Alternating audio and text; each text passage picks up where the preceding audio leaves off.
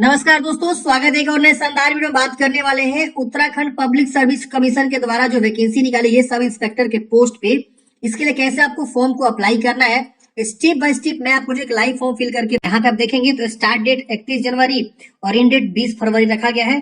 Online application for under home department sub inspector आपको यहाँ पे दिख जाएगा। आप इस पे क्लिक करेंगे, जैसे आप इस पे क्लिक करेंगे इस प्रकार से जो है आ जाएगा एडवर्टाइजमेंट। यहाँ से भी आप डाउनलोड करके देखना चाहते हैं तो देख सकते हैं। इस भर्ती के बारे में सारी जानकारी यहाँ पे शेयर किया गया। इस भर्ती की सबसे खास बात यह है फ्रेंड्स की फॉर्म भरने के लिए कोई भी आपको एप्लीकेशन फी नहीं देना है और साथ ही साथ इसमें आपका पहला जो एग्जाम होगा वो आपका फिजिकल होगा। तो फिजिकल के बेस पे पहले सिलेक्शन होगा, फिर आपका रिटन एग्जाम होगा। रिटन एग्जाम भी मात्र एक ही एग्जाम होगा, वो कोई प्री मेंस नहीं होता, सिर्फ एक रिटन एग्जाम देना होता है और आपका सिलेक्शन यहाँ पे होता है। ये सारे स्टेप्स आपको फॉलो करने हैं फॉर्म भरने के लिए। चलिए सभी चीजों को समझते हैं और इसी में क्लियर हो भी जाएगा कि क्या अदर स्टेट वाले फॉर्म भर सकते हैं कि नहीं भर सकते हैं। तो वीडियो को लास्ट तक देखिए। यहाँ अप्लाई नाउ का बटन मिलेगा, आप इस पे क्लिक करेंगे। यहाँ पूछ रहा है कि have you applied against advertisement number इतना, मतलब जो इस समय के बीच में वैकेंसी निकाली गई थी यूपी एसएससी के द्वारा 3 जनवरी 2022 के डेट में। तो इस एडवर्टाइजमेंट के लिए अगर आप आवेदन किए थे तो आप यहाँ पे हाँ करेंगे और उसका आवेदन संख्या देंगे, नहीं किए थे तो नो कर देंगे। ये पूछ रहा है कि have you completed 3 years regular service in the post of home guard. Home guard में लगातार 3 साल का सेवा दे चुके हैं तो हाँ करेंगे, नहीं तो नो करेंगे। यहाँ अपना पूरा नाम लिखेंगे, यहाँ पे फादर्स नेम का पूरा नाम लिखेंगे, यहाँ मदर्स नेम का पूरा नाम, यहाँ डेट ऑफ बर्थ की चॉइस करेंगे, यहाँ जेंडर बताएंगे मेल फीमेल, मैरिड है कि अनमैरिड यहाँ पे आपको बता देना है, नेशनलिटी आपको बता देना है। यहाँ पे आपको बताना है कि is your name register in any district employment office Uttarakhand, मतलब उत्तराखंड के किसी जो है स्टेट में आप डिस्ट्रिक्ट एम्प्लॉयमेंट ऑफिस में रजिस्ट्रेशन आपने किया हुआ है। अगर किया हुआ है तो हाँ करेंगे और अपना जो है employment registration number, employment office registration date और ये सब आप बता देंगे। नहीं किए थे आप इसे नो कर दीजिए, कोई दिक्कत नहीं होने वाला है। आर यू एम्प्लॉय का आप जो है कार्यरत नौकरी कार्य कर रहे हैं, अगर है तो हाँ करेंगे और नो करेंगे। ये पूछ रहा है कि क्या आपने उत्तराखंड राज्य में किसी भी मान्यता प्राप्त संस्था से हाई स्कूल या इंटरमीडिएट या कोई अन्य समकक्ष उत्तीर्ण किया हुआ है। मतलब ये पूछ रहा है कि आप उत्तराखंड से हाई स्कूल और इंटरमीडिएट या इसके समकक्ष कोई भी परीक्षा उत्तीर्ण की, अगर किए तो हाँ करेंगे, नहीं किए तो नो करेंगे। अब यहाँ पूछ रहा है क्या आपके पिता पत्नी, आपके पिता उत्तराखंड राज्य में सेवारत सशस्त्र बलों अर्धसैनिक बलों में नियमित कर्मचारी हैं। अगर आपके माता पिता कोई भी यहाँ पे ऑलरेडी जो है काम कर रहा है सशस्त्र बल में, अर्धसैनिक बल में, तो आप यहाँ पे यस करेंगे और यहाँ नहीं करेंगे। और जिनकी सेवा को उत्तराखंड राज्य बाहर स्थानांतरित नहीं किया जा सकता है तो आप यहाँ पे यस कर सकते हैं इस तरह कैंडिडेट से, तो नहीं तो नो करेंगे। क्या आप या आपके पति पत्नी या आपके माता पिता राज्य सरकार अर्ध सरकारी संगठन के नियमित कर्मचारी जो नियमित रूप से सेवा कर रहे हैं और जिनकी सेवाओं को उत्तराखंड राज्य से बाहर स्थानांतरित नहीं किया जा सकता है, तो अगर आप इस तरह कैंडिडेट से तो यस करिए, नहीं तो नो करिए। ये पूछ रहा है कि क्या आप या आपका जीवन साथी, आपके माता पिता केंद्र सरकार संगठन, केंद्र सरकार के लोक सेवा उपक्रम के नियमित कर्मचारी हैं जो उत्तराखंड राज्य में नियमित रूप से काम कर रहे हैं और जिनकी सेवा को उत्तराखंड राज्य से बाहर मतलब ट्रांसफर नहीं किया सकता है, तो यस नो में आपको बताना है। तो आप पढ़ेंगे तो समझ में आएगा। क्या आप उत्तराखंड के स्थायी निवासी है लेकिन आजीविका शिक्षा के उद्देश्य से उत्तराखंड से बाहर रह रहे हैं। अगर आप इस तरह के कैंडिडेट्स हैं, उत्तराखंड के निवासी हैं लेकिन आजीविका या शिक्षा के उद्देश्य से उत्तराखंड से बाहर रह रहे हैं, तो आप यहाँ पे हाँ करेंगे, नहीं तो नो करेंगे। अब यह पूछा क्या आपका जीवन साथी, आपके माता पिता उत्तराखंड के स्थायी निवासी है लेकिन आजीविका शिक्षा के उद्देश्य से उत्तराखंड से बाहर रह रहे हैं, तो आप यहाँ पे यस करेंगे, नहीं तो नो करेंगे। तो अपने अकॉर्डिंग पढ़ेंगे, हिंदी इंग्लिश दोनों में लिखा हुआ है और जो भी है यस नो में आपको बताना है। ये पूछ रहा है डोमिसाइल ऑफ उत्तराखंड, अगर आप उत्तराखंड के निवासी हैं तो हाँ करेंगे और आपको कैटेगरी यहाँ पे आएगा, आप बताइएगा जो भी चीजें हैं। विकलांग है तो एक्स सर्विसमैन है तो फ्रीडम फाइटर के डिपेंडेंट है तो यस नो में ये सब आपको बताना होगा। अगर मान लिया उत्तराखंड के निवासी तो नो भी आप यहाँ पे कर सकते हैं, कोई दिक्कत नहीं होने वाला है और यहाँ पे आपका कैटेगरी अनरिजर्व हो जाएगा। तो फ्रेंड्स आप देखेंगे तो मैंने यहाँ पे लगातार जो है नो नो नो नो किया हुआ है और सारा जो है यहाँ पे डिटेल्स फिलअप हो गया है। अगर आप अदर स्टेट से तो भी आप यहाँ पे फॉर्म को अप्लाई कर सकते हैं, लेकिन आपको एज में छूट नहीं मिलेगा, फी रिलैक्सेशन जो भी होता है वो आपको छूट यहाँ पे बेनिफिट्स नहीं मिलेंगे, बस इतना ही अंतर है। बाकी आप अदर स्टेट से हैं तो आपकी जो फाइट होगी मतलब कंपटीशन होगा वो अनरिजर्व जनरल वाला जो सीट है ना उस पे रिजर्वेशन आपको जो है मिलेगा। भले आप अपने राज्य में किसी भी मतलब कैटेगरी से आते हैं तो क्या हुआ, आपको जो रिजर्वेशन यहाँ मिलेगा वो सिर्फ अनरिजर्व कैटेगरी में ही मिलेगा। तो आप यहाँ पे नो करके आवेदन कर सकते हैं। तो अदर स्टेट वाले भी फॉर्म को भर सकते हैं, आ रहा है ऑप्शन। अगर आप यहाँ यस करते हैं तो आपको श्रेणी यहाँ पे चूज करने का ऑप्शन मिलेगा और अपना जाति का जो है प्रमाण पत्र किसके द्वारा आपने बनवाया हुआ है, उसका सर्टिफिकेट जारी करने का जो है तिथि क्या है, प्रमाण पत्र का संख्या और किस जिला से आपने जो है जाति प्रमाण पत्र बनवाया हुआ है। अदर स्टेट वालों को ये सब नहीं मांगेगा। उत्तराखंड के निवासी है तो ओबीसी अपना सर्टिफिकेट, नॉन क्रिमिलियर जो होता है वो सब आपको बताना होगा। SC ST है तो SC ST का जो है सर्टिफिकेट आपको देना होगा, ईडब्ल्यूएस है तो ईडब्ल्यूएस सर्टिफिकेट आपको देना होगा, अनरिजर्व है तो आपको यहाँ पे नहीं मांगेगा उत्तराखंड के निवासी होने के बावजूद भी। आप यहाँ देख सकते हैं। अब यहाँ पूछ रहा है विकलांग है तो यस करें, मतलब विकलांग कैंडिडेट यहाँ पे फॉर्म को नहीं भर सकते हैं। अब ये पूछ रहा है एक सर्विस में तो यस करिए वरना नो करिए, फ्रीडम फाइटर के डिपेंडेंट है तो यस करिए वरना नो करिए। ये पूछ रहा है कि जो सरकार द्वारा कवर किए गए उत्तराखंड राज्य के स्थायी निवासी है, ऐसे प्रभावित बच्चों के लिए जिनके जैविक दत्तक माता पिता दोनों कि बच्चों के जन्म के बाद 21 वर्ष तक की अवधि के भीतर मृत्यु हो गई हो, अनाथ बच्चे, तो इस तरह कैंडिडेट से तो आप यहाँ यस करेंगे वरना नो करेंगे। अब यहाँ पे आपको जो अपना ईमेल एड्रेस लिखना है, ईमेल एड्रेस को कंफर्म यहाँ करना है, मोबाइल नंबर लिखना है तो मोबाइल नंबर को कंफर्म करना है। यहाँ पे प्रेजेंट एड्रेस आपको भरना है। प्रेजेंट एड्रेस में कुछ भी हो सकता है, आप जहाँ भी प्रेजेंट में रह रहे हैं।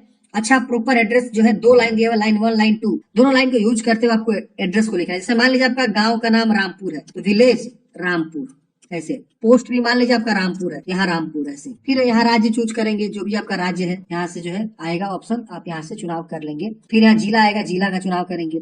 फिर यहाँ विलेज या शहर का नाम लिखेंगे, पिन कोड लिखेंगे। तो ऐसे आपको एड्रेस को भरना होता है। फिर यहाँ पे परमानेंट एड्रेस पूछ रहा है, अगर सेम है इसको टिक करेंगे, सेम सेम ऊपर वाला कॉपी हो जाएगा। अलग है तो इसको अनटिक करके अलग अलग ही रहने देंगे। यहाँ पे place of filling form, form भरने का स्थान, मतलब आप कहाँ से फॉर्म भर रहे हैं, तो अपना शहर का नाम लिख सकते हैं, जहां से आप फॉर्म भर रहे हैं वो लिख लीजिएगा। फिर यहाँ पे आपको एक पासवर्ड बनाना है। पासवर्ड बोला गया 8 से 20 कैरेक्टर के बीच होना चाहिए, upper case, lower case, number and special character use करते हुए आपको पासवर्ड बनाना है। तो मैं एग्जाम्पल के तौर पर बात करूँ, मान लीजिए आपका नाम सपोज राजू है तो RAJU@12345 ऐसे करके आप पासवर्ड बनाएंगे। ये देखिए एग्जाम्पल के तौर पर मैं आपको बता देता हूँ।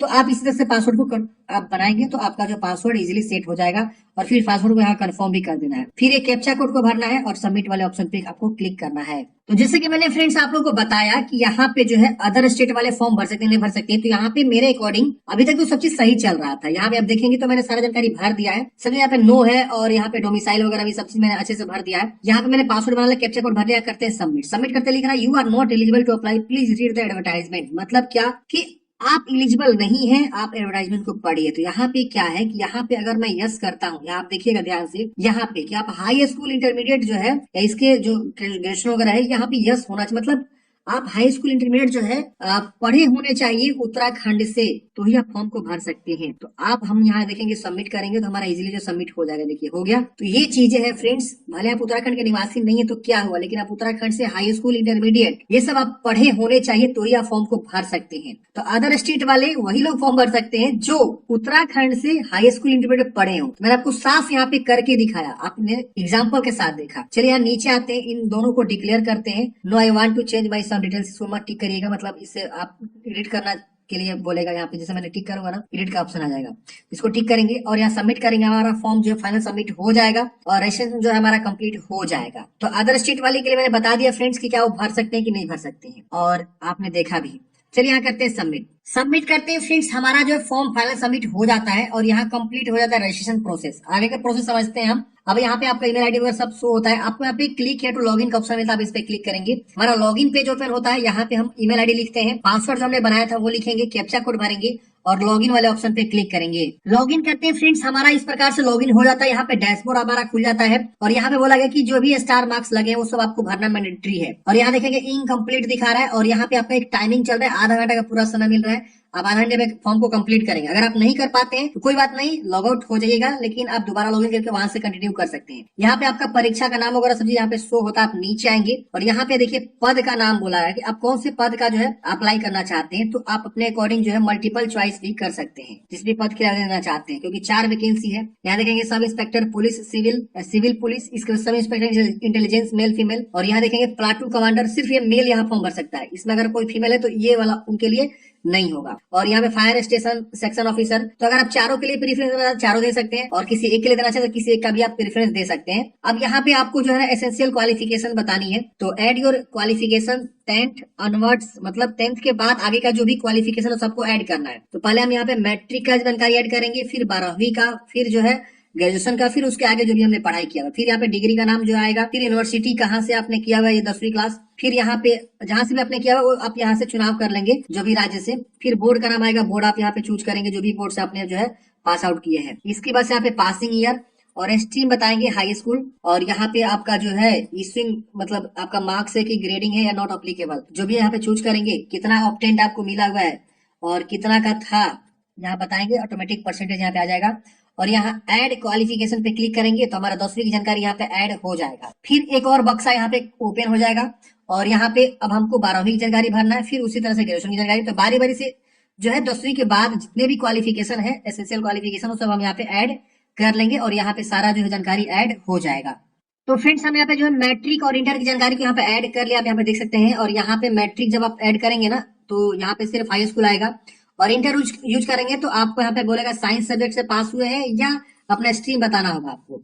आप ग्रेजुएशन में देखेंगे तो डिग्री का नाम यहाँ खुल के आ रहा है कि आप कौन से डिग्री जो है पास है, जैसे कि आप बीटेक किए हैं या सोशल वर्क से पास है या बैचलर ऑफ साइंस है या बैचलर ऑफ इंजीनियरिंग है, पैरा मेडिकल है, देख रहे ना। तो ये सब बी फार्मा सारा जो है क्वालिफिकेशन यहाँ पे आएगा। तो आप जो भी किए हैं यहाँ पे अपने अकॉर्डिंग जो है यहाँ पे बताएंगे। बीकॉम का भी आ रहा है, बैचलर ऑफ कॉमर्स ऑनर्स यहाँ आ रहा है, तो एक बार पढ़ेंगे। बैचलर ऑफ आर्ट्स जो आर्ट्स से पढ़े हैं, बैचलर ऑफ आर्ट्स ऑनर्स आ रहा है, तो आप जो भी पढ़े अपने अकॉर्डिंग यहाँ पे चुनाव कर लेंगे। यूनिवर्सिटी का नाम आएगा, कौन सी यूनिवर्सिटी से आपने पास किया हुआ है, फिर बोर्ड का नाम आएगा और यूनिवर्सिटी का नाम आएगा। अदर है तो अदर भी चूज करके उसका नाम लिखेंगे।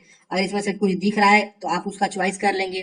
और यहाँ पे कब आपका मार्कशीट इशू हुआ है, यहाँ से ईयर मंथ आपको जो है क्या करना है बता देना है। फिर यहाँ पे आपको बताना है फ्रेंड्स की सब्जेक्ट क्या था आपका, तो जो भी आपका फर्स्ट सब्जेक्ट स्ट्रीम जो भी था आप यहाँ पे बता देंगे। उसके बाद यहाँ पे आपको जो है सेकेंड स्ट्रीम क्या था वो आपको यहाँ पे बता देना है। उसके बाद यहाँ पे स्ट्रीम थर्ड सब्जेक्ट आपका क्या था वो आपको यहाँ पे बता देना है। तो जो भी आपका है यहाँ पे बता दीजिएगा। फिर आपको मार्क्स है कि ग्रेडिंग है ये आपको बता देना है। तो यहाँ पे मैंने सोचा आपको इसके बारे में बता दूं क्योंकि यहाँ पे जो है थोड़ा सा अलग तरीके से यहाँ पे जो है ओपन हो रहा है। तो आप यहाँ देख सकते हैं। अब यहाँ पे ऐड करेंगे तो हमारा ग्रेजुएशन की जानकारी देखिए यहाँ पे ऐड हो जाएगा। तो आप जो भी पढ़ाई किया वो सारा यहाँ पे ऐड कर सकते हैं।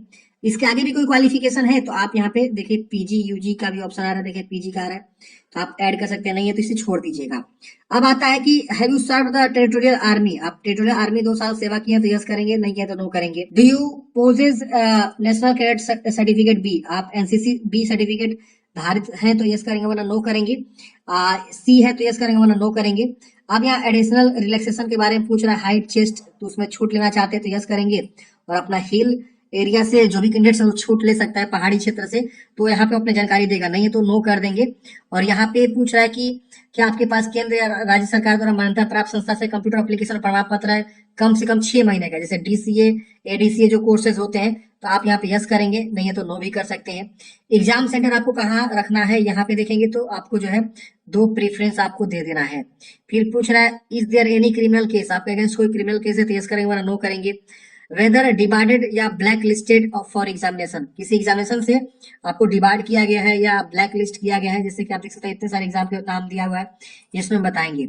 एक आईडी प्रूफ आपको देना होगा, जैसे आधार कार्ड, पैन कार्ड, डीएल, तो इसमें से कोई आईडी प्रूफ चूज करेंगे और उसकी संख्या यहाँ लिख देंगे। जैसे आधार कार्ड चूज किया तो आधार संख्या, पैन कार्ड चूज किया गया तो पैन की संख्या लिख देंगे। अब यहाँ पे आपको जो है कंटिन्यू कर देना है। सेव नेक्स्ट करते हैं फ्रेंड्स। अगले स्टेप में यहाँ पे आपको जो है फोटोग्राफ अपलोड करनी है, सिग्नेचर अपलोड करनी है। फोटो सिग्नेचर को अपलोड करेंगे और उसके बाद यहाँ पे कंटिन्यू पे क्लिक करेंगे। फोटो सिग्नेचर अपलोड करने के बाद से फ्रेंड्स यहाँ पे आपका इस प्रकार से शो होता है, आप कौन कौन से पद के आवेदन किए यहाँ पे सारा जानकारी शो होता है, क्या क्या आपने जानकारी दिया यहाँ पे सारा जानकारी शो होता है। आप जानकारी को वेरीफाई करेंगे और देखेंगे कि हाँ इसमें कोई गलती तो नहीं है। अगर गलती है तो आप यहाँ नीचे आएंगे और एडिट करेंगे। यहाँ देखिए एडिट का ऑप्शन मिलेगा आपको नीचे में, बैक जाके एडिट करने का। नहीं गलती है तो इन दोनों को टिक करना है, इसको टिक करना है, इसको भी टिक करना है और यहाँ प्रोसीड करेंगे तो आपका फॉर्म जो है फाइनल सबमिट हो जाएगा। क्योंकि यहाँ पे एप्लीकेशन फी बिल्कुल 0 लग रहा है, आपको एप्लीकेशन फी जमा नहीं करना है। तो आप यहाँ पे जो है फॉर्म को फाइनल सबमिट कर देंगे। लास्ट स्टेप जो है आपका फाइनल